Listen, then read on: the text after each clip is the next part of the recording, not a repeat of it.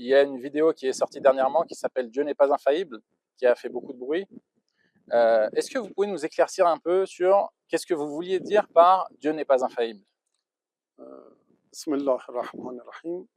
Quand on parle de l'infaillibilité, il faut faire attention que l'infaillible, c'est la traduction de ma'soum.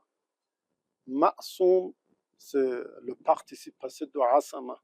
Dieu n'est pas ma'soum, Dieu est asim. Ça veut dire, asama, c'est un verbe arabe, ça veut dire préserver quelqu'un de faire des péchés.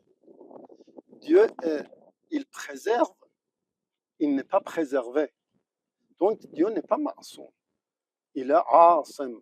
Il préserve les gens de faire des péchés. Ça voudrait dire que si on dit que Dieu est infaillible, c'est que quelqu'un le préserve Ça veut dire de faire des péchés. Ça n'a pas de sens.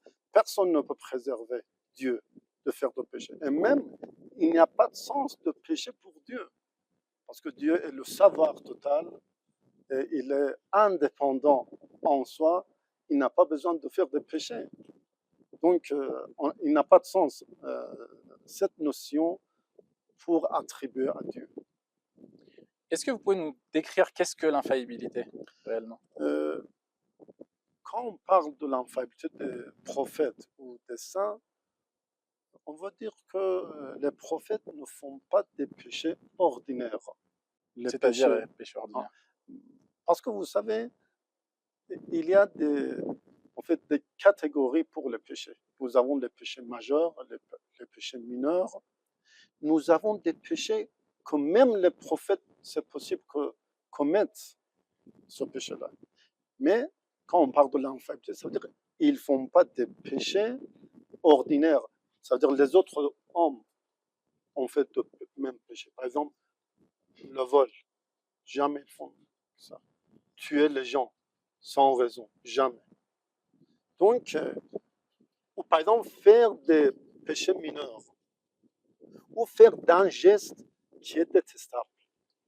Par exemple, cracher sur terre.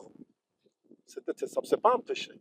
Mais un prophète, comme il veut être le modèle pour tout le monde, jamais il fait des péchés mineurs ou majeurs ou des gestes détestables. Ni avant sa prophétie, ni pendant sa prophétie. Pourquoi? Parce que s'il faisait les péchés avant sa prophétie, on ne peut pas avoir confiance en lui. Logiquement, raisonnablement, un prophète qui veut transmettre le message de Dieu, il doit être quelqu'un de bon nom chez tout le monde.